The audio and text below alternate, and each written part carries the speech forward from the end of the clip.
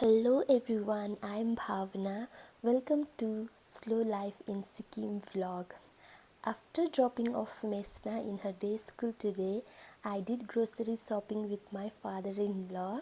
He's very sweet to me and he's my best friend.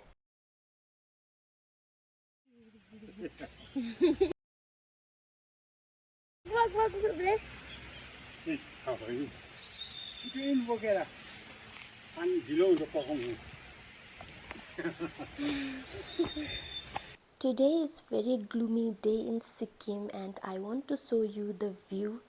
It's monsoon and it's drizzling almost every day in Sikkim.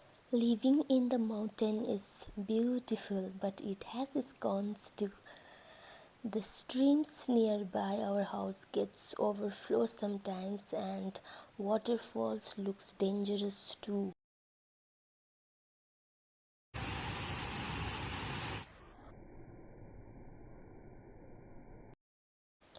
But I am enjoying my slow life era in this peaceful place.